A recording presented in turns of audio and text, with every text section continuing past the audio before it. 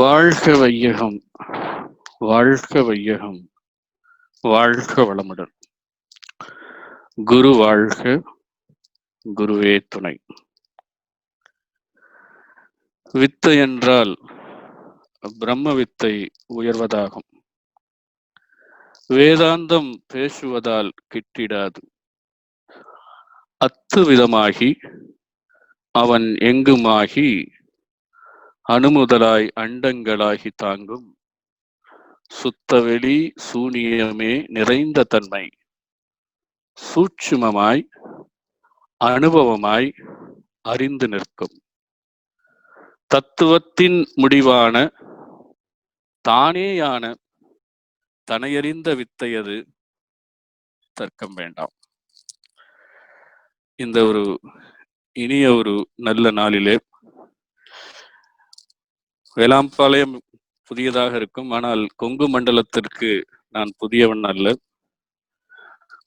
கோவை தொழில்நுட்ப கல்லூரியிலே நான் படித்துக் கொண்டிருந்த பொழுதும் அங்கே இருந்த ஞானாசிரியர்களோடெல்லாம் மகரிஷி எப்பொழுதெல்லாம் சாய்பாபா காலனியில தங்குவாரோ அப்போவெல்லாம் அவரோடு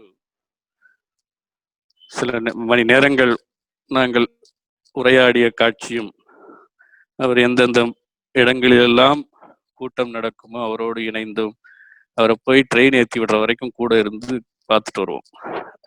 அதனால கோவை மண்டலத்திலே, கொங்கு மண்டலத்தில் இன்றைக்கு ஒரு சிறந்த நாள்.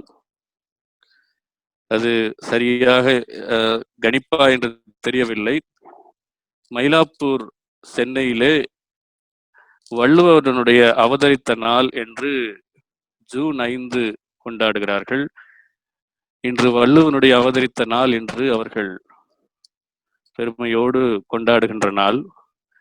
காஞ்சி மகா பெரியவர் பிறந்த நாளும் இன்றைய நாள். ஆக மிகப்பெரிய தத்துவ மெய்ஞானிகள் மகான்கள் அவதரித்த நாள். அந்த நாளில் நாம் தன்னிலை விளக்கம் என்பதை பற்றி சிந்திக்க இருக்கிறோம். Patanjali says, when your mind is totally under control,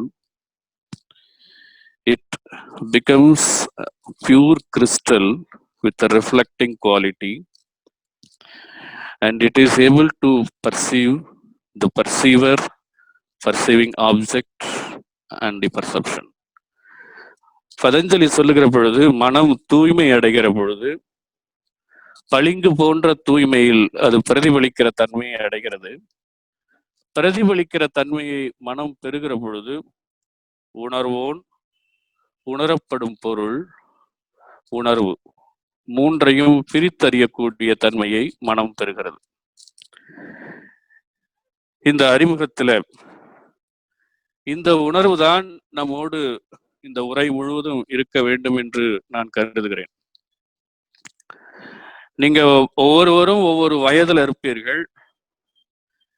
ஒவ்வொருவரும் பிறந்த நாள் முதற்கொண்டு இந்த நாள் வரைக்கும் நீங்கள் 30 வயது இல்லது 35 என்று எடுத்துக்கொண்டாலும் ஒவ்வொரு நாளும் இந்த வயதுல இருந்து நான் இந்த வயதை அடைந்தேன் என்று உங்களால கோடிட்டு காண்பிக்க முடியுமா? இல்ல நான் கேலண்டர்ல வேண்டுமானால் வைத்துக் கொள்ளலாமே தவிர இந்த இடத்துலதான் நான் 37 என்ற வயதை அடைந்தேன் என்று நான் கோடிட்டு காண்பிக்க முடியாது. It is a continuous process without any of those distortion, and it's a pervasive energy. It keeps growing as a consciousness within ourselves. அப்போ தொடர்ந்து உணர்வு நிலையில நாம் இருக்கிறோம் என்கின்ற பிரஞை இருந்து கொண்டிருக்கிறது. கொஞ்சம் நீங்க வழக்கமாக கேட்கிற தன்னிலை விளக்கம் இருக்கும், கொஞ்சம் அனுபவத்தோடும் சேர்ந்து வரும். நீங்கள் ஒவ்வொரு வயதும் அடைகிற பொழுது அல்லது ஒவ்வொரு நாளும் மலர்கிற பொழுது வள்ளுவன் சொல்லுவது போல நாள் என ஒன்று காட்டி உயிரீரும் வாழ் என்று சொல்லுவான். ஒவ்வொரு நாள் என்பது அது உயிரை அறுக்கிற வாழ் என்று வள்ளுவம் சொல்லுகிறது. எந்த இடத்திலேயாவது நான் இந்த இடத்துல இருந்து இந்த இடத்திற்கு நான் வளர்ந்தேன் என்று ஒரு கோடிட்டு காண்பிக்க முடியுமா? முடியாது. ஆனால் இளைய வயதிலே சுவாமி சொல்வது போல, என் வயது 3 முதல் இன்று மட்டும் நான் கண்ட காட்சி, கேட்ட ஓசை, முகர்ந்த மனம், சுவைத்த சுவை, செய்ய நினைத்த சோதனைகள் அனைத்தும் என் அறிவு தன்னில் என்ன விதமாய் பதிந்தனவோ, இதெல்லாம் இருக்கிறது, பதிந்திருக்கிறது. ஆனால் என்னுடைய வளர்ச்சி ஒரு கோடிட்டு காண்பிக்க முடியாத கண்டினியூஸ் ப்ராசஸ். அதைத்தான் சுவாமி சொல்லுவார்கள், the purpose of the life is to develop the consciousness. அந்த பிரಜ್ಞையை, அந்த அனுபவத்தை, அந்த உணர்வை, இதை உணர்ந்து அதை பிடித்து அதோடு நான் ஒருநிலைப்படுவது பிரஜானம், பிரம்மம் என்று சொல்லுவோம். ஒன்று உங்களுக்கு தெரிந்திருக்கக்கூடிய ஒரு வரி, அகம் பிரம்மாஸ்மி பிரஜானம் பிரம்மை. இருக்கிறேன் என்ற பிரஜை இருக்கிறது. 10 வயதிலே இருந்த பொழுதும் சரி, 12 வயதிலே வாழ்ந்த பொழுதும் சரி, இன்று 35 வயது 40 வயது என்று இருந்தாலும் சரி, ஒரு பிரஜை என்னோடு தொடர்ந்து பயணிக்கிறது. அந்த பிரஜையைத்தான், அந்த தன்னை அறிகிற ஒரு வித்தையைத்தான் பெரியவர்கள் அதை உணர்ந்து கொண்டு அதிலே நிலைக்க முடிந்தால், அதிலே ஒரு நிலைப்புத்தன்மையை நம்முடைய அறிவு பெற்றுவிட்டால் அது காலத்தை கடந்து விடுகிறது என்பதையும், அது நிறைவை வாழ்வுக்கு கொடுத்து விடுகிறது என்பதையும் உணர்ந்ததனால்தான் பிரஜானம் பிரம்மம், அது காலத்தை கடந்தது. இந்த இடத்திலே வளர்ந்தேன் என்று தெரியாது, ஆனால் கண்டினியூஸ் ப்ராசஸ். அதை திருமூலர் சொல்லுகிற பொழுது அந்த ஒன்றை பிடிக்க வேண்டும் என்பதைத்தான், அதை தெரிந்தால் நிறைவான வாழ்க்கை, எனக்கு கேடு இல்லை என்பதைத்தான், தன்னை அறிய தனக்கு ஒரு கேடில்லை, தன்னை அறியாமல் தானே கெடுகின்றான், தன்னை அறியும் அறிவை அறிந்தபின் தன்னையே அர்ச்சிக்க தான் இருந்தானே. வெளியிலே போய் வேறு ஏதோ ஒரு பொருளை அர்ச்சிப்பதிலோ அல்லது பக்தி யோகத்திலோ நான் செய்யக்கூடிய சடங்குகளிலோ என்னுடைய மனம் மாய்ந்து விடாது. என்னை நான் திரும்பி ஆராயக்கூடிய ஒரு தன்மை. தன்னிலை விளக்கம் என்றால், ஒரு பொருளாதார உலகில பௌதீகத்தில அடிப்படையில in case of distortion, any misappropriation, ஏதாவது அலுவலகத்திலோ அல்லது பணிபுரிகிற இடத்திலோ, அங்க தன்னிலை விளக்கம் என்பது வேறு. Suppose something is committed by mistake, ஏதாவது தவறு நடந்தால் அதற்கு அவர்கள் செல்ஃப் எக்ஸ்பிளனேஷன் கேட்பது என்பது பௌதீகத்தினுடைய, நம்முடைய உலக வாழ்வியலை ஒட்டி அது வேறு விதமான தன்னிலை விளக்கம். இது தன்னுடைய நிலை எது நேற்றாக இருந்தது, எது நாளைக்கும் இருக்கும் என்கின்ற தன்னுடைய நிலையை தொடர்ந்து விழிப்பிலேயே வைத்துக் கொண்டு, கான்ஸ்டன்ட் அவேர்னஸ் என்று சொல்லக்கூடிய அயரா விழிப்பிலேயே இருக்கிற ஒரு இன்பம், அது பேரின்பம் என்று சொல்கிறார்கள். வள்ளல் பெருமான் சொல்லுகிற பொழுது, தன்னை அறிந்த இன்பம் ஒரு வெண்ணிலாவே, ஒரு தந்திரம் நீ சொல்ல வேண்டும் வெண்ணிலாவே என்று சொல்கிறார்கள். அந்த தன்னிலை அறிந்து விளக்கத்துல என்ன நன்மை, என்ன சாதித்திர போறோம் என்று கேட்டால், எந்த விதமான சுற்றுப்புற சூழலினுடைய ஏற்ற தாழ்வுகளும், சமுதாயத்துல மலரக்கூடிய விளையக்கூடிய எந்த விதமான கஷ்ட நஷ்டங்களும் மையத்திலே அறிவு நிலை கொண்டு விட்டால் அது பெரும்பாலும் அவர்களை பாதிப்பதில்லை. அதனால்தான் ஒரு வேதாத்திரி தனியாக 1958 குடிசையில ஒற்றை ஆளாக இருந்து உலக சமுதாய சேவா சங்கத்தை துவங்க முடிந்தது. தனி ஆளாக இருந்து அன்பொலிக்கு ஸ்டாம்ப் ஒட்டி ஒவ்வொருவருக்காக போஸ்ட் ஆபீஸ் அனுப்புற பொழுதும் போஸ்ட் ஆபீஸ்ல இருக்க போஸ்ட்மேன் பைத்தியக்காரன் என்று சொல்லுவதையும் கேட்க முடிந்தது.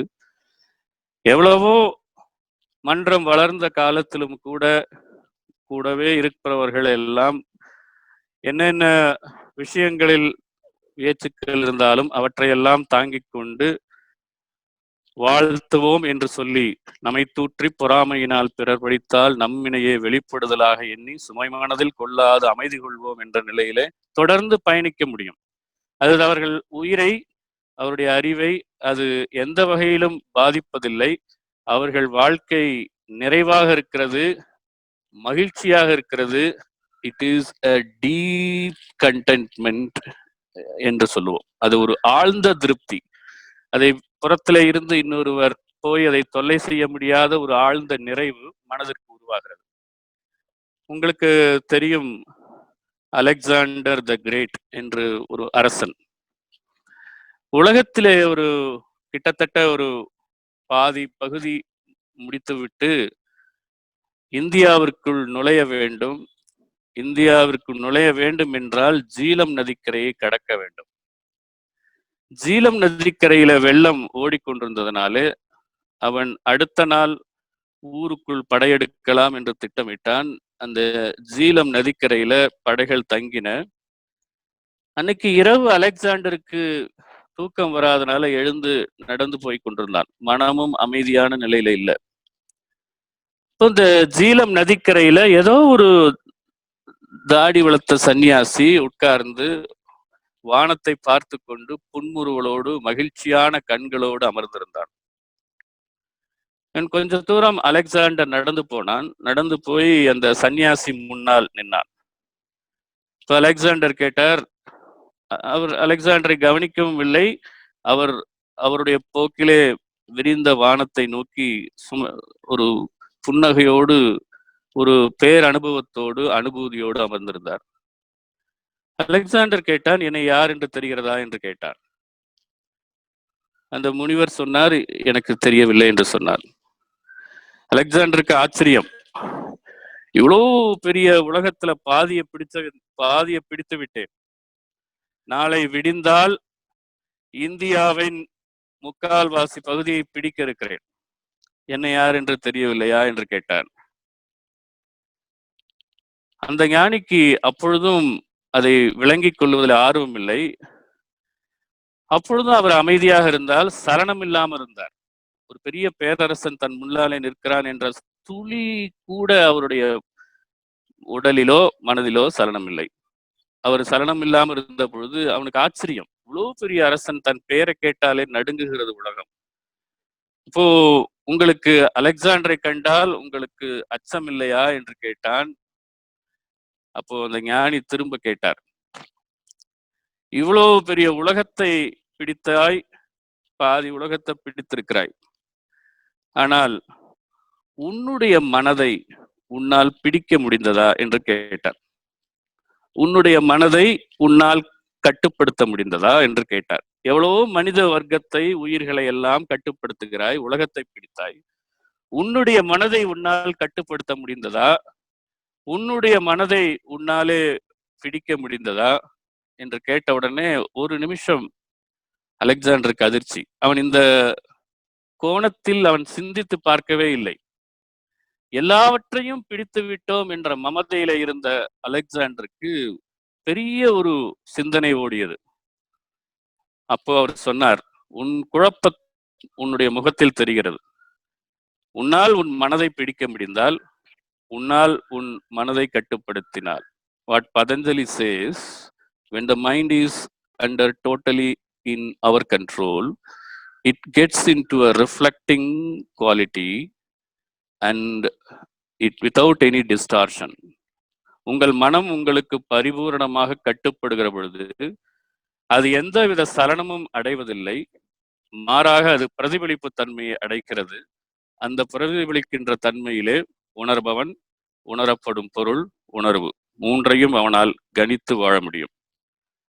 அலெக்சாண்டர் திரும்பி, உங்களுக்கு தெரிந்திருக்கும் கதை, போரஸ் என்ற அரசனோடு அவன் போர் புரிய தயாராக இல்லை. போர் புரியாமலே அவனிடத்திலே நாட்டை ஒப்படைத்தான். மீண்டும் திரும்பி அவன் நாட்டுக்கு போகலாம் என்ற எண்ணம் வந்து விட்டது. அவன் திரும்பி அவனுடைய நாட்டை அடைய முடியவில்லை. அப்ப சொன்னான், இந்த உலகத்தை எல்லாம் நான் பிடித்து விட்டேன் என்று நான் நினைத்து கொண்டிருக்கிறேன். அவனுக்கு ஃபீவர் வந்து விட்டது, உடல்நிலை சரியில்லை. அப்ப உடல்நிலை சரியில்லாத பொழுது அவனுக்கு என்னென்ன வைத்தியமோ பார்க்கிறார்கள். ஆனால் அவனால அதை விட்டு பிழைக்க முடியாது என்ற நிலைக்கு வந்துவிட்ட பிறகு சொன்னான், என்னை நீங்கள் சவப்பெட்டியிலே தூக்கி செல்லுகிற பொழுது என்னுடைய 2 கைகளையும் வெளியே தெரியும்படி தயவு செய்து எடுத்து செல்லுங்கள். அந்த கைகள் எந்த ஒன்றிலும் இல்லாமல் வெறும் கையாக இருப்பதை இந்த உலகம் பார்க்கட்டும். அப்பொழுதுதான் இந்த உலகமே சிந்தித்தது. போகிற பொழுது ஒன்றுமே எடுத்து போவது இல்லை. வாழ்கிற பொழுதுதான், இந்த உடலோடு வாழ்கிற வாழ்க்கையை நாம் சிறப்பாக வாழ்கிற பொழுதுதான் நாம் உணர்வு பூர்வமாக உணர்கிற தன்னிலை விளக்கமும் நம் வாழ்க்கைக்கு பயன்படும். அது வெறுமனே போதனை அல்ல. நம் வாழ்க்கையிலே அந்த ஒரு ஆழ்ந்த நிறைவை, அந்த ஒரு மகோன்னத்தை, அந்த ஒரு பேரின்பத்தை, அந்த ஒரு அனுபூதியை அறிவு தொடுகிற பொழுது தன்னிலை விளக்கம் யாருக்கும் பயப்படாது. உங்களுக்கு திரைப்பட பாடலும் தெரியும். உன்னை அறிந்தால், நீ உன்னை அறிந்தால் உலகனில் போராடலாம், உயர்ந்தாலும் தாழ்ந்தாலும் தலை வணங்காமல் நீ வாழலாம். அது இயல்பாக மனிதனுக்கு வருகின்ற ஒன்று. அது சாக்ரட்டிஸும் நடந்தது, காந்திக்கும் நடந்தது, கிறிஸ்துவுக்கும் நடந்தது. ஏனென்றால் தான் யார் என்பதை அறிவுபூர்வமாக உணர்ந்து கொள்ளுகிற பொழுது, தான் இந்த உடலா, இந்த உடல் ஒரு குறிப்பிட்ட காலம் வாழ்கிறது, பூமியிலே மடிந்து போகிறது, இல்ல இந்த உடலை தாண்டி வேறொன்று நானா என்று ஆராய்வதுதான் தன்னிலை விளக்கம். 4 வரிகள் பேரின்ப கழிப்பிலே சாமி சொல்லிவிட்டார். நான் யார் என்றே வினவ நல்லுயிரும் உடலறிவும் நல்லிணைப்பாய் கூடி ஒரு நாட்டமுடனே ஒழிக்கும் ஊன் உடலே வாகனமாம் உள் இயங்கும் ஆற்றலுயிர் வான்கடந்த மெய்ப்பொருளாம் வாளறிவாம் அதுவே நான். ஆக அந்த வாளறிவை பற்றித்தான், அந்த வாளறிவை அனுபவபூர்வமாக ஒரு டிரான்சிஷன் பெறுவதற்காகத்தான் ஒரு 20 நிமிடங்கள் முயற்சி செய்ய இருக்கிறோம். ஆக இந்த எனக்கு தெரிந்த வரைக்கும் கண்ணுக்கு படுகிறது இந்த உடல். இந்த உடலை நான் என்று நினைத்து கொண்டிருக்கிற வரை பெரியவர்கள் உணர்ந்தார்கள், அது துன்பத்திற்கு, துயரமான வாழ்க்கையிலே சலிப்பான வாழ்க்கையை அது கொடுக்கிறது என்பதை உணர்ந்தார்கள். அதனால்தான் அதை நரகம் என்று சொன்னார்கள். நர கூடுதல் அகம் நரகம். நரன் என்றால் மனித உடல். அப்போ நர அகத்தே நினைவதனை குறுக்கிக் கொண்டு நான் எனது எனும் மயக்கால் ஏற்ற துன்பம் சிற அகத்தே சிந்தனையை செலுத்தி சத்து சித்து அனந்த நிலையறிந்தொழித்தோம் பரவகத்தே நினைவதனை ஒன்றச் செய்யும் பழக்கத்தால் வானவரும் ஆகிவிட்டோம் கரவகத்தை மாசுபடிந்த உள்ளத்தை கரவகத்தை தூய்மை செய்யும் கனல் விளைக்கும் கருதவத்தை தகுதியில்லோர்க்கு அறிவிக்கின்றோம். அப்போ நரகம் என்ற இடையிலே உடல் நானா என்று பார்த்தோமானால் நிலைத்த தன்மையுடையதாக இந்த அனுபவம் நாம் ஆரம்பத்தில் சொன்ன பிரஞை, இருக்கிறேன் என்ற உணர்வு, வாழ்கிறேன் என்ற உணர்வு, வயது மாறி மாறி உடல் வளர்ந்து கொண்டே போனாலும் பிரஞானம் என்ற இடத்திலே அந்த அனுபவ உணர்வு, அந்த அனுபவ உணர்வு எங்கே நிற்கிறது என்று பார்ப்போம். இந்த உடல் நான் என்று நினைத்தால் அது உண்மையா என்று யோசிக்கலாம். திடீரென்று ஒருவர் சொல்றாங்க, கந்தசாமி கந்தன் இறந்துட்டான் என்று சொல்றாங்க. கந்தன் இறந்துட்டான் என்று சொன்ன உடனே நாம் போறோம், பார்க்கிறோம், கந்தன் படுத்துக்க வச்சிருக்காங்க, உடல் இருக்கிறது, கந்தன் படுத்திருக்கிறார். இப்ப கந்தன் போயிட்டாருன்னு சொன்னா உடல் இருக்கிறது என்றால் அப்ப உடல் கந்தன் அல்ல. ஏதோ ஒரு நுட்பமான சக்தி அந்த உடலுக்குள்ள இயங்கிக் கொண்டிருக்கிற வரைக்கும் கந்தன் என்பவனால பார்க்க முடிந்தது, பேச முடிந்தது, நுகர முடிந்தது, ருசிக்க முடிந்தது, சுவைக்க முடிந்தது. அந்த நுட்பமான சக்தி அதனுடைய பைண்டிங் ஆக்ஷன் என்று சொல்லக்கூடிய ஒரு சுழற்தன்மையில, திரிவு நிலையில தன்னுடைய கட்டுக்கோப்பை இழந்து விடுகிற பொழுது உடல் தன்னுடைய இயக்கத்தை நிறுத்தி விடுகிறது. உடல் தன்னுடைய இயக்கத்தை நிறுத்திவிட்டால் புலன்கள் தன்னுடைய இயக்கத்தை நிறுத்தி விடுகிறது. புலன்கள் தன்னுடைய இயக்கத்தை நிறுத்திவிட்டால் மனம் தன்னுடைய இயக்கத்தை நிறுத்தி விடுகிறது. அப்ப கந்தசாமி உடல் அல்ல, கந்தசாமி போயாச்சு. நான் சொல்றோம், யாரு இறந்தாலும் அவர் போயிட்டாருன்னு சொல்றோம். அவர் போயிட்டாரு என்று சொன்னால் உடல் இருக்கிறது. இந்த உடல் இயக்கத்திற்கும் புலன்கள் இயக்கத்திற்கும் மனதினுடைய இயக்கத்திற்கும் அடிப்படையாக இருக்கக்கூடிய உயிர் இயக்கம் கந்தசாமி. அப்ப உயிர் தான் நானா? இந்த உயிர் இயக்கம் தான் நானா என்று எடுத்து பார்ப்போம். அதுக்கு வள்ளுவன் நம்முடைய நெற்றி பொட்டிலே அறைகிறான், உறங்குவது போலும் சாக்காடு என்று வள்ளுவம் பேசுகிறது. காலம் கடந்த மகான் வள்ளுவன். அது ஒருவன் இருந்து விட்டால் போரும்.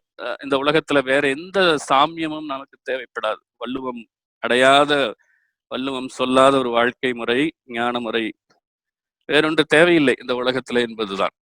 அவன் சொல்லுகிறான், உறங்குவது போலும் சாக்காடு என்று சொல்றான். அப்ப நீங்க என்ன சொல்றீங்க?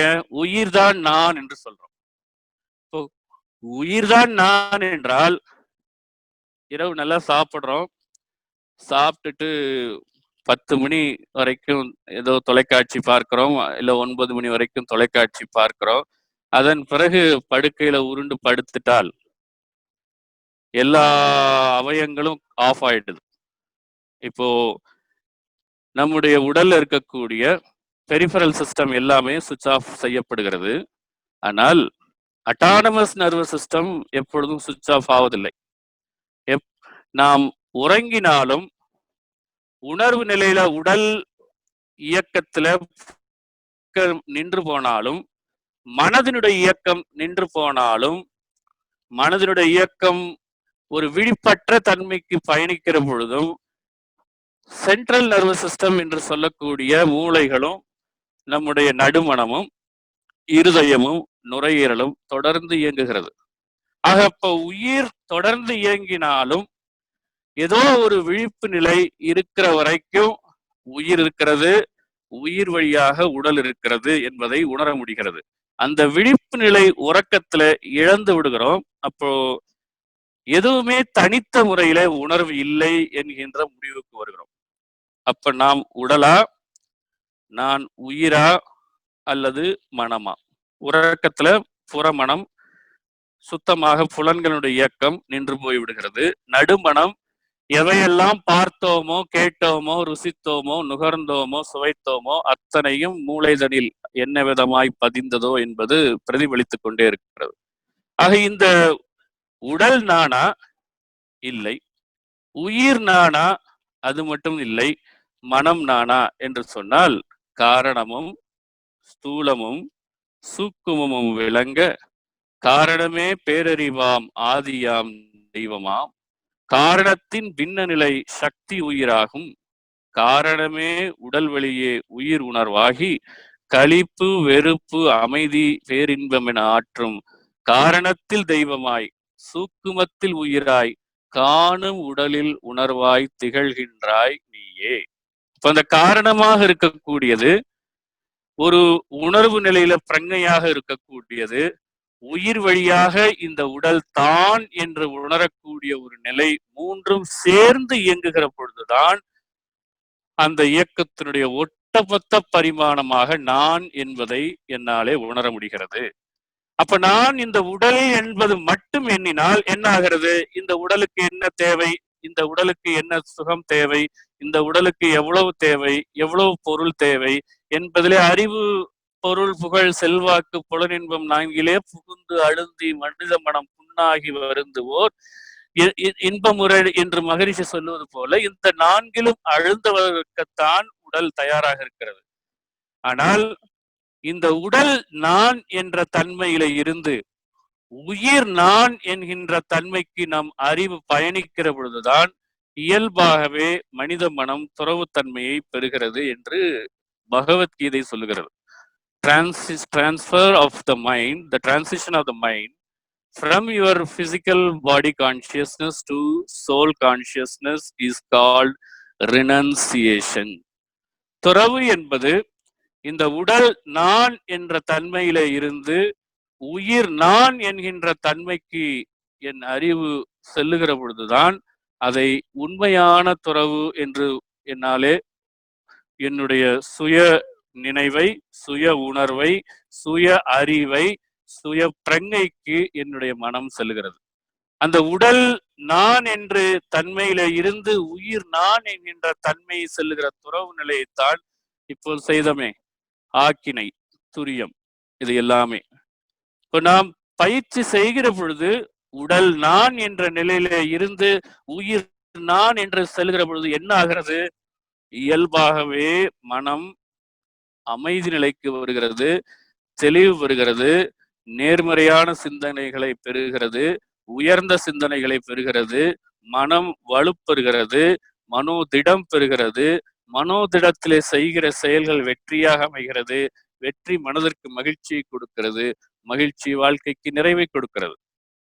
அந்த ஒரு நிறைவு நிலையை பெறுவதற்குத்தான், அந்த நிறைவு நிலையை தொடுவதற்குத்தான் தன்னிலை விளக்கம் தேவைப்படுகிறது, தத்துவத்திற்காக அல்ல, அல்லது நம்முடைய கெட்டித்தனத்தை, நம்முடைய மேதாவித்தனத்தை காண்பிப்பதற்காக அல்ல. அது என் வாழ்க்கை என் வரையிலும் நிறைவாக இருந்தால் போதும். எவ்வளவோ பெரிய அறிஞர்கள் எல்லாம் எளிமையாக வாழ்ந்து விட்டு போயிருக்கிறார்கள். எந்த வித எதிர்பார்ப்பும் இல்லாது வாழ்ந்த விவேகானந்தரும் வினோபா பாவேவும் ரொம்ப எளிமையாக தங்களுடைய வாழ்க்கையை மாற்றிக்கொள்ளுகிறார்கள். காரணம், இந்த நிலையாமையை உணர்ந்து விட்டதனாலே தான் அவர்களாலே அவ்வளவு எளிமையாக வாழ முடிந்தது.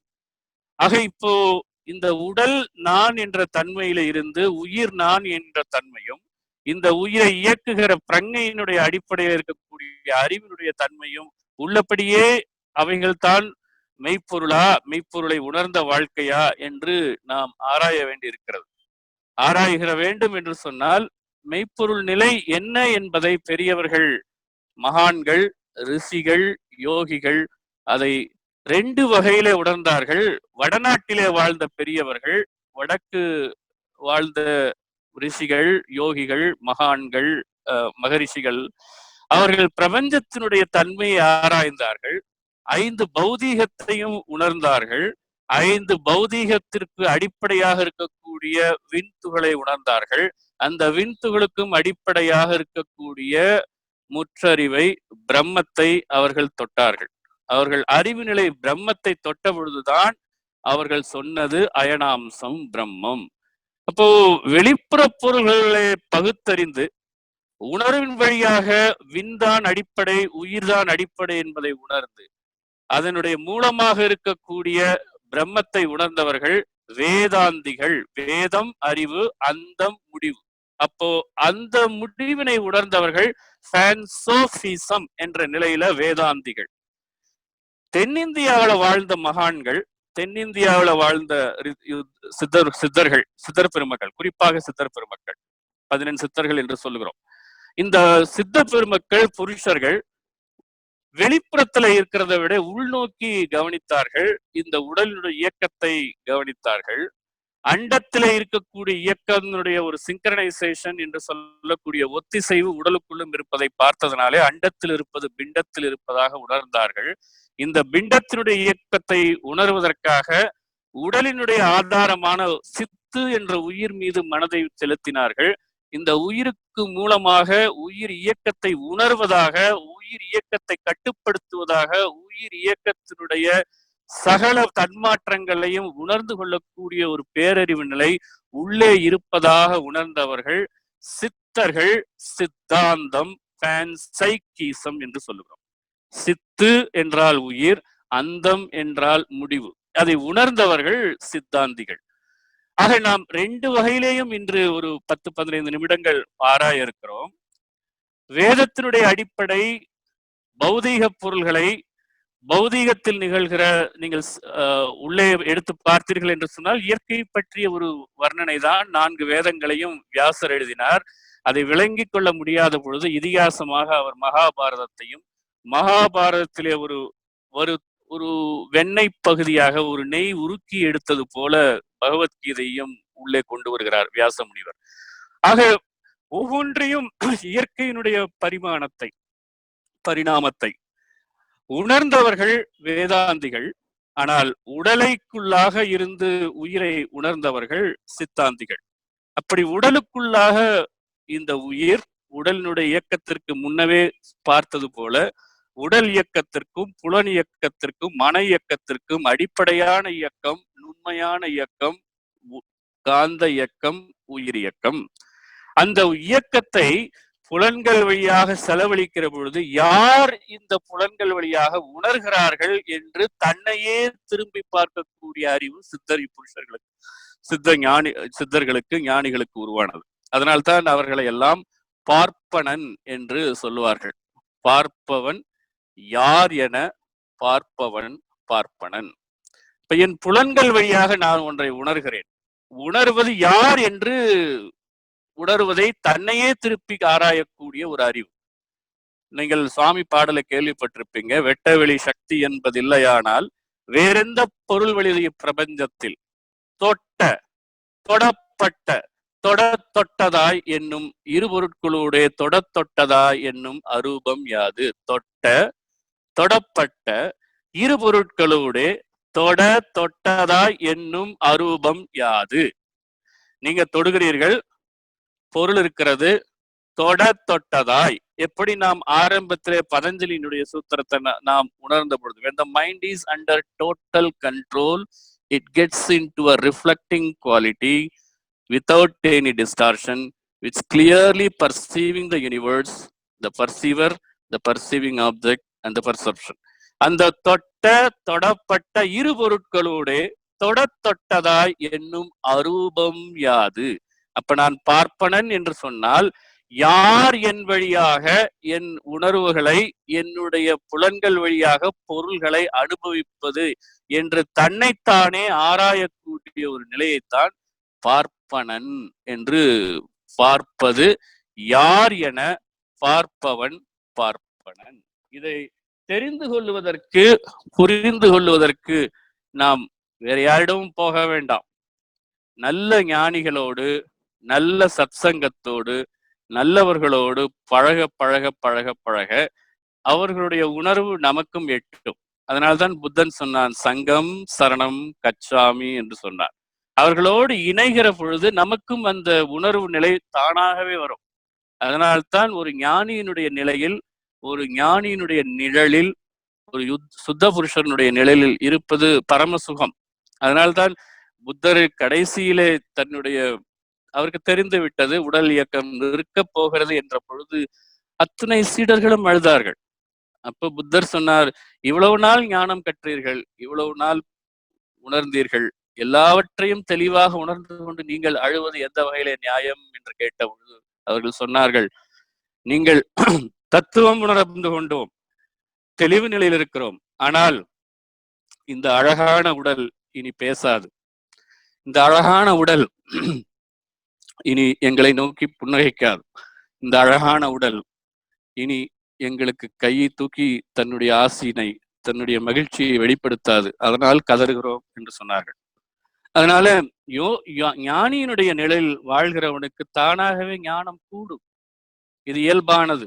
அதை நாலடியார்ல கூட ஒரு பாடல் இருக்கிறது, ஊரங்கன நீர் உறவு நீர் சேர்ந்தக்கால் பேரும் பெரிதாகி தீர்த்தமாம், ஆறும் குளமாட்சி இல்லா குன்று போல நிற்பர், நல்லாட்சி நல்லாரை சார்ந்து நாடிப்பார் என்று சொல்லுவார். அதாவது நம்முடைய வீட்டுல பாத்திரம் கழுவுறோம், பாத்திரம் கழுவினா பாத்திரத்துல இருந்து நீங்க வெளியேறுகிற அசுத்த நீர் மீண்டும் சாக்கடை வழியாக போகிறது. அது சாக்கடை வழியாக வெளியேறி போன பிறகு கொஞ்ச தூரம் நீங்கெல்லாம் ஆற்று பகுதியில் இருக்கிறீர்கள், கொஞ்ச தூரம் தள்ளி போய் அதை ஆற்றுல கலந்துட்ட பிறகு அந்த ஆறும் போய் கடைசியில கடல்ல கலந்துட்டால் அதுக்கு பேர் என்ன? கடல் நீர். ஆற்றுல கலந்தால் அதற்கு ஆற்று நீர். அப்ப சாக்கடை நீர் ஆற்றுல கலந்து விட்டால் அதுக்கு பெயர் ஆற்று நீர், அதே கடல்ல கலந்து விட்டால் அதற்கு பெயர் கடல் நீர். அதே போலத்தான் நல்லவர்களோடு ஞானிகளோடு இணைகிற பொழுது நம் அறிவும் அதே போல கடலில் கலந்த ஒரு புனிதத்தன்மையை அடைகிறது. அப்போ எந்த உணர்வுகளிலும் எந்த உணர்வு என் புலன்கள் வழியாக பார்க்கிறது என்பதை தெரிந்து கொள்வதைத்தான் பார்ப்பனன் என்று சொல்லுகிறோம். அப்ப இந்த புலன்கள் இயங்கிக் கொண்டே இருக்கிறது என்று சொன்னால் உண்மையான மெய்ப்பொருளை நான் உணர வேண்டும் என்று சொன்னால் சுவாமிகள் சொல்லுவது, உண்மையான மெய்ப்பொருள் என்ன என்பதை தெரிந்து கொண்டு விட்டால், அதை ஒரு ஆராய்ச்சியிலே நாம் நம்மை ஈடுபடுத்தி கொண்டு விட்டால் ஒரு தெளிவு நிலை ஏற்படும் என்று சுவாமி சொல்லுவார்கள். அதாவது நீங்கள் பொருள் என்று சொல்றோம், மெய்ப்பொருள் என்று சொல்றோம். எதனால பொருள் என்று சொல்லுகிறோம்? என் கண்களில் இருந்து ஒரு அலை வெளியேறுகிறது, ஒரு பொருளை தடுத்து அது மீண்டும் பிரதிபலிக்கிறது. அந்த பிரதிபலிக்கிற பொழுது அந்த பொருள் அந்த இடத்திலேயே இருக்கணும், அந்த இடத்தை விட்டு அது நகரவில்லை என்று சொன்னால் என்ன சொல்லுகிறேன்? அதை பொருள் என்று நான் அழைக்கிறோம். whichever is not moving, whichever is not getting changed, we call them as matter. ஒரு பொருள் இயங்கவில்லை, இடம் மாற்றம் பெறவில்லை என்று சொன்னால் அதை நான் பொருள் என்று சொல்லுகிறேன்.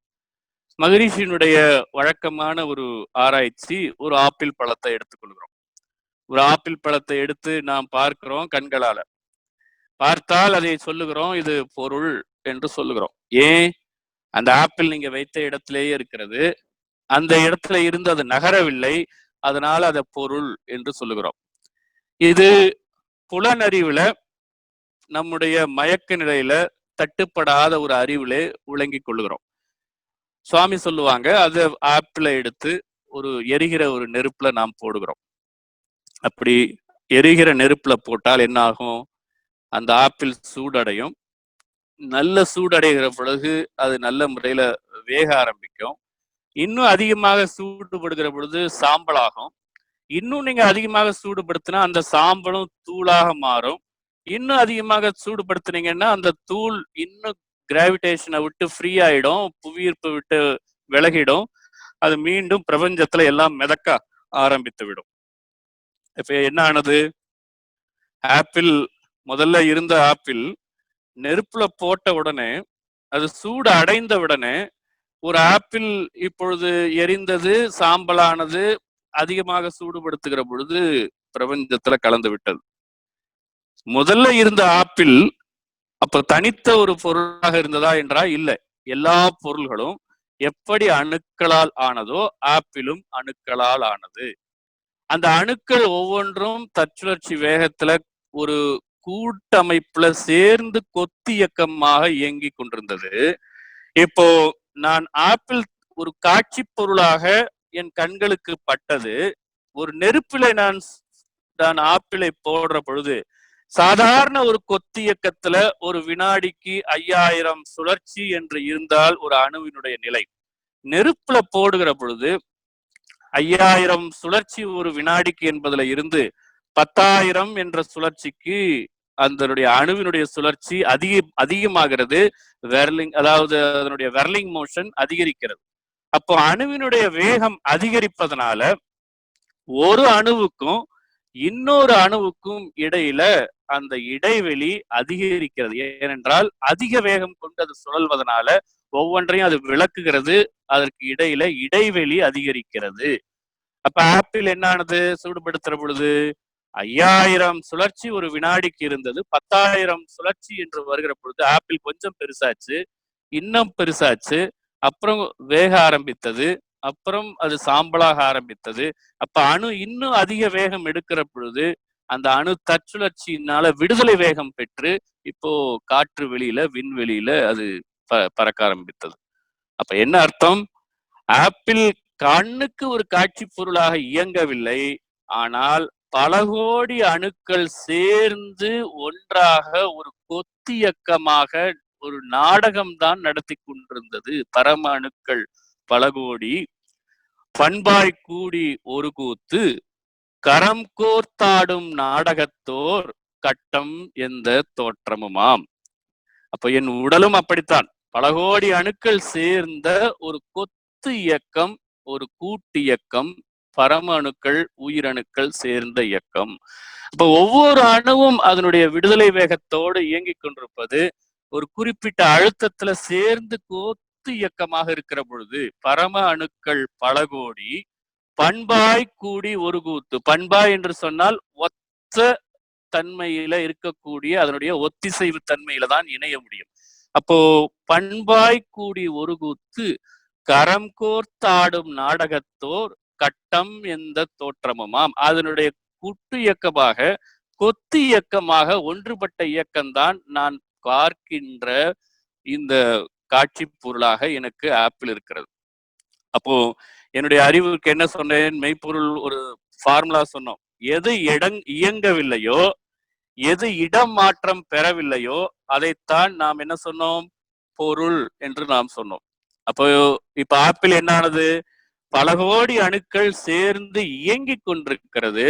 அந்த அணுக்களினுடைய வெளியேற்றத்திற்கும் அணுக்களுடைய வரவிற்கும் இடையில ஒரு காட்சி பொருளாக between the expenses and the income the stable structure. அதாவது ஒரு வரவுக்கும் செலவுக்குமான அணுக்களுக்கு இடையில நடந்து கொண்டிருந்த ஒரு நிகழ்ச்சி தான் ஆப்பிள் என்ற தோற்றம். நம்முடைய உடலும் அதே போலதான். அப்போ ஒரு வரவுக்கும் செலவுக்குமான அணுவினுடைய இயக்கம் தான் உடல் என்று சொன்னால், ஆப்பிள் பொருளா என்று கேட்டால் பொருள் அல்ல. அதுவும் ஒரு இயங்கிக் கொண்டிருக்கக்கூடிய நிகழ்ச்சி. அணு அப்போ அணு எப்படி இருக்கிறது என்று பார்த்தால், உங்களுக்கு தெரிந்த காந்த தத்துவம் தான், திரும்ப விளக்க வேண்டிய அவசியம் இருக்காது. அணுவும் சுழல் அலையாக இருக்கிறது. அலை என்ற நிலையில இயங்கிக் கொண்டிருக்கிறது. அப்ப அந்த அலை என்று இயங்கிக் கொண்டிருக்கிற சுழல் அலையை என்னுடைய அணு என்பது அப்ப உயிர் என்று சொல்லக்கூடிய இறைத்துகள், அதுவும் பொருளா என்று கேட்டால் இல்லை. அது இயங்கிக் கொண்டிருக்கக்கூடிய சுழல் அலை. அது இயங்கிக் கொண்டிருக்கிறது, இடம் மாற்றம் பெற்றுக்கொண்டே இருக்கிறது. அப்போ whichever is moving, whichever is getting changed, so then we don't call it as matter, we call it as an action. அப்போ அதை இயங்குகிற நிகழ்ச்சி என்றுதான் சொல்லுகிறோம். அப்ப அணுவும் பொருள் அல்ல, நிகழ்ச்சி. அப்ப அணுவை என்னுடைய கருவிகளாலே வேற எதையும் கணிக்க முடியாது, கருவிகளால பார்க்க முடியாது, 5 புலன்களை கொண்டு உணர முடியாது. என்னுடைய அறிவை கொண்டு அதனுடைய இயக்கத்தை என் அறிவால கழித்து விட்டால், அந்த அலையாக இருக்கக்கூடிய அணு நிலையாக மாறிவிட்டால் அது நீடித்த பொருளாக, நிலைத்த பொருளாக இருக்கிறது. அந்த இடத்துல எந்த விதமான இடம் மாற்றமும் இல்லை. ஏனென்றால் அந்த அணு இயங்குகின்ற இடமே வெளியாக தான் இருக்கிறது. அப்ப ஒன்று அணு, அது இயங்கிக் கொண்டிருப்பது வெளியில். அணுவினுடைய இயக்கத்தை அறிவால கழித்து விட்டால் அது இயக்கமற்ற வெளியிலேயே தன்னை கரைத்துக் கொள்கிறது. அப்போ வெளி என்பது எப்படி இருக்கிறது? அகண்டதாக இருக்கிறது, பரந்ததாக இருக்கிறது, எல்லை கடந்ததாக இருக்கிறது. அந்த எல்லை கடந்திருக்கிற நிலைத்த ஒரு பொருளில அணு என்பது சிறியதாக இருக்கிறது, ஒரு எல்லையை அடைத்துக் கொண்டிருக்கிறது. ஒரு எல்லைக்குள்ள காலத்தினுடைய நீட்சிக்கும் காலத்தினுடைய அளவிற்கும் கட்டுப்பட்டதாக இருக்கிறது.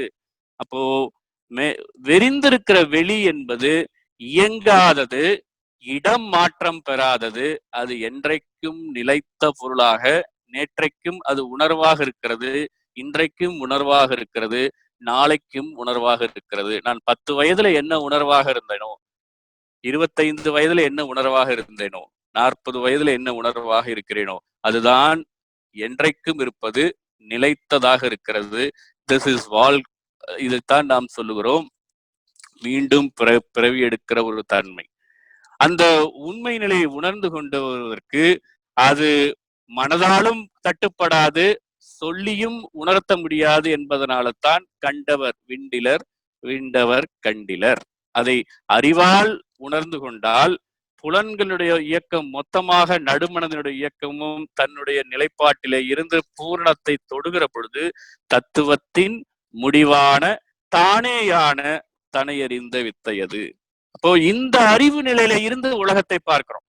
இந்த நிலைத்த தன்மையிலிருந்து உலகத்தை பார்க்கிற பொழுது, நீங்க அந்த அலெக்சாண்டரிடம் சிரித்தானே ஒரு ஞானி, ஒரு யோகி, அவன் சிரித்ததுதான் எந்த விதமான ஏற்றத்தாழ்வுகளுக்கும், எந்த விதமான ஏளனங்களுக்கும், எந்த விதமான சூழ்ச்சிகளுக்கும் எந்த விதத்திலும் தான் மயங்குவதில்லை, தன்னை தாழ்த்தி கொள்வதும் இல்லை. தான் தன் வந்த கடமையை அறிவு உணர்த்துகிறது. இந்த உடலை கருவியாக வைத்து கர்மயோகத்தை இந்த உலகத்திலே நாம் நடத்துவதற்கு தயாராகி விடுகிறோம். அப்படி நடத்துகின்றவற்றை தெரியாமல் இதையெல்லாம் இந்த ஆப்பிள் நாம் பொருள் என்று நினைத்தது போல, இந்த வீடு என்னுடையது, இந்த கார் என்னுடையது, என்னுடைய மக்கள் என்னுடையவர்கள் என்று உணர்கிறோமே, அதுதான் மயக்கம் என்று வள்ளுவன் பேசுகிறான். பொருள் அல்லவற்றை பொருள் என்று உணரும் மருளானாம் மானா பிறப்பு. அதே இன்னொரு இடத்துல நிலையாமையிலும் சொல்லுவான், நிலை இல்லாதவற்றை நிலையென உணரும் புல்லறிவான்மன் கடை என்று பேசுகிறான். அப்போ பொருள் இல்லாத ஒரு ஆப்பிளை நான் பொருள் என்று சொல்லுகிறேன். உண்மையான மெய்ப்பொருளை தெரிந்து கொள்வதற்கு எந்த பொருளை பார்த்தாலும் அதற்குள்ளே இருக்கக்கூடிய உண்மை பொருளை உணர்ந்து கொள்வது எப்பொருள் எத்தன்மை தாயினும் அப்பொருள் மெய்ப்பொருள் காண்பது அறிவு நிலை.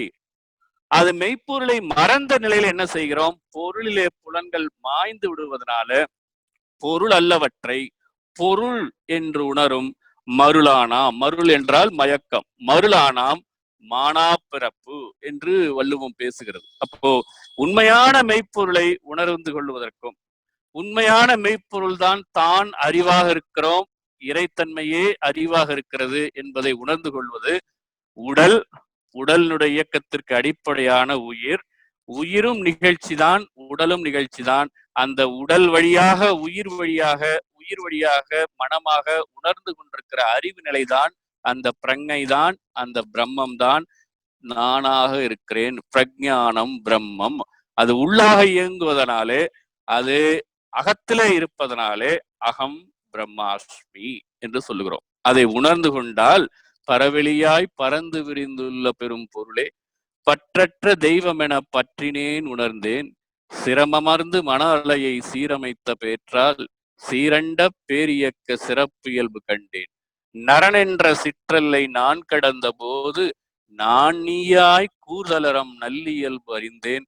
வேற ஒன்னும் செய்ய முடியாது, கரம் குவித்தேன் நீயும் நானும் இரண்டும் ஒன்றே என்று கலங்கமின்றி நீ நானாய் விளங்கும் பேரறிவில். அந்த களங்கமில்லாத உணர்ந்த நிலையிலே உணர்ந்தவைகளைத்தான், அந்த உணர்வு நிலை நிற்கிற பொழுதுதான் தன்னையே பிரபஞ்சத்துல பிரதிபலிக்கிற தன்மையை பதஞ்சலியினுடைய சூத்திரத்தினுடைய அனுபவத்தை பெறுகிறோம். அப்படி பிரதிபலிப்பது எப்படி என்று சொன்னால், நீங்க ஒன்றும் இல்ல, 2 கண்ணாடி எடுத்துக்கொள்ளுங்க. 2 கண்ணாடியும், ஒரு கண்ணாடியை பார்க்க ஒரு கண்ணாடி, நீங்க இந்த விளையாட்டு செய்திருப்பீர்கள். ரசாயனம் பூசப்பட்ட 2 கண்ணாடி எடுத்து 2 பார்க்கிற பகுதியையும் பார்க்கிற மாதிரி வைத்துக் கொள்ளுங்க. நீங்க இதை பார்த்திருப்பீங்க. நீங்க உள்ள ஸ்லைட்டா தலைய சாய்ச்சு பார்த்தீங்கன்னா ஒரு கண்ணாடியில என்ன தெரியும்? ஒரு கண்ணாடியில இன்னொரு கண்ணாடி பிரதிபலித்து போய்கொண்டே இருக்கும். கண்ணாடிக்குள்ள கண்ணாடி கண்ணாடி கண்ணாடி என்று போய்கொண்டே இருக்கும். இதுதான் மெய்யுணர்விலே பிரபஞ்சத்தை பிரதிபலிக்கிற பொழுது இந்த பிரபஞ்சத்திலிருந்து தன்னை பிரித்து கொள்ள முடியாது தன் அறிவிலே உச்சத்தை தொடுகிற ஞானிக்கு அன்பும் கருணையும், எப்படி ஒரு மேகம் குளிர்ச்சி பெற்று விட்டால் மழையாக பெய்து பூமியை குளிர்விக்கிறதோ, எப்படி ஒரு தாழ்ந்த நிலையில இருக்கக்கூடிய பயிர்களை எல்லாம் மகிழ்ச்சிப்படுத்துகிறதோ, பூர்ணத்துவம் பெற்ற மனிதனை உணர்கிற பொழுது இயற்கையும் பூரிக்கிறது. அப்படித்தான் சொன்னார்கள் புத்தர்.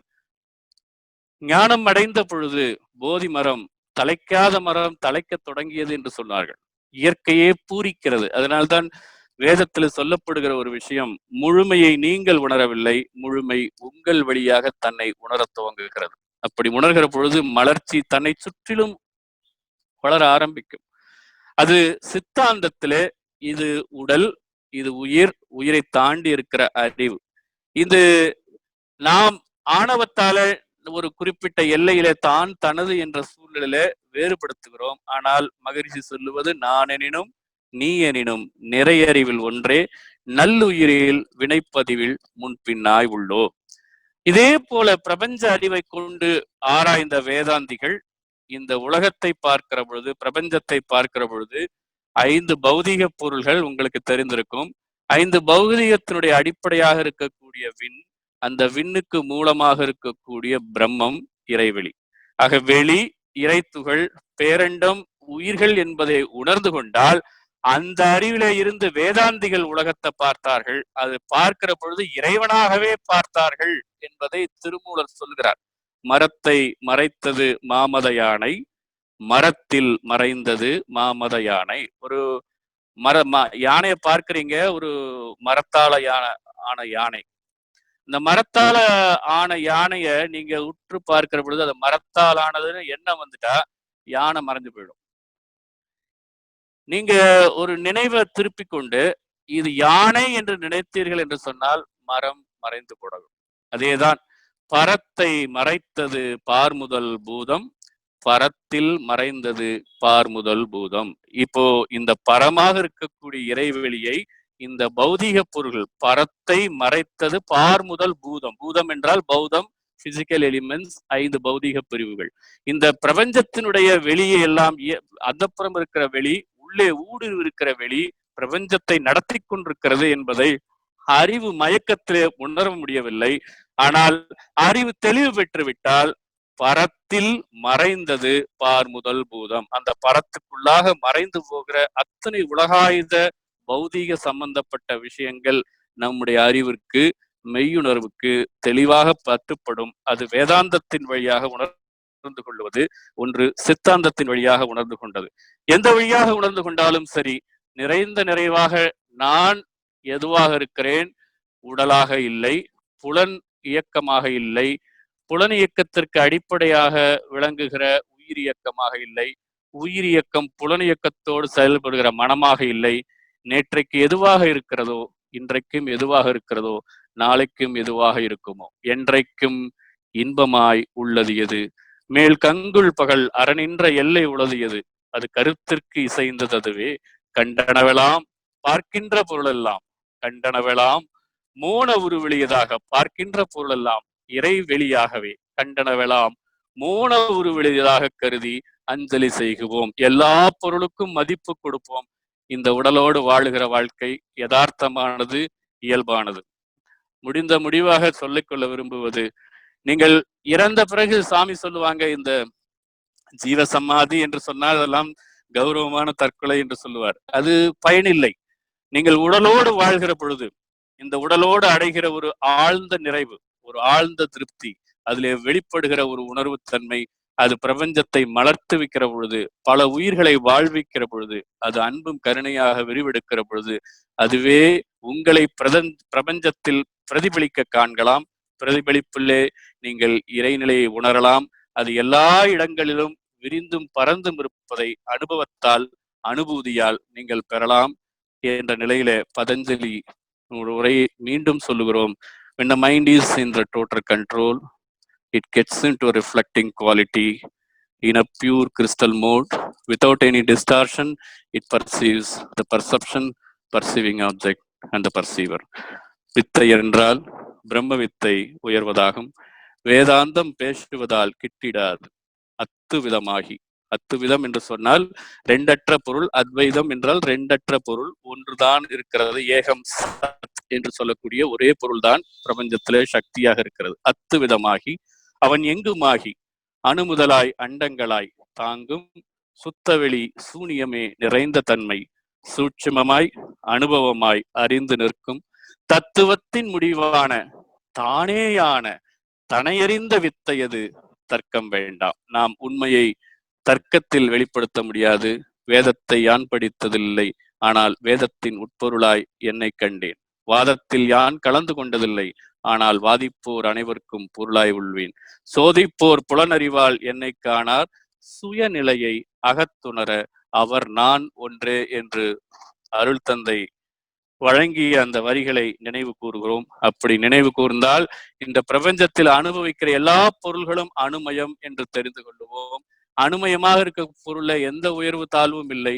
ஓடும் செம்பொன்னும் ஒக்கவே நோக்குவர் என்றெல்லாம் பேசுவார்கள். அதுக்கு எல்லா உயிர்களும் ஒன்றுதான், தங்கமும் ஒன்றுதான், சாதாரண ஓடும் ஒன்றுதான் என்கின்ற பொழுது, இந்த பிரபஞ்சத்தில் தன்னையே பிரதிபலிக்கிற பொழுது மனித உயிர்கள் மட்டுமல்ல, எல்லா உயிர்களோடும் வள்ளுவம் பேசுகிற பகுத்துண்டு பல்லுயிர் ஓம்புதல் நூலோர் தொகுத்தவற்றுள் எல்லாம் தலை, மரம் செடி கொடிகளாக இருக்கட்டும், பறவைகளாக இருக்கட்டும், கால்நடைகளாக இருக்கட்டும், எல்லா உயிர்களிலும் தன்னை பிரதிபலிக்க காண்பவனை கண்ணன் கீதையிலே என்னையே காணுகிறான் என்பது சொல்லுவது போல, பாரதி சொன்ன காக்கை குருவி எங்கள் சாதி, நீல் மடலும் கடலும் மழையும் எங்கள் கூட்டம், நோக்க நோக்க களியாட்டம் என்ற பிரம்ம ஞானத்தை, தன்னிலை விளக்கத்தை நம் அனுபவமாக பெற இறையருளும் குருவருளும் என்றும் நம்மோடு இருக்கட்டும். இந்த அனுபவம் நமக்கு சாஸ்வதமாக இருக்கட்டும். வாழ்க வையகம், வாழ்க வளமுடன்.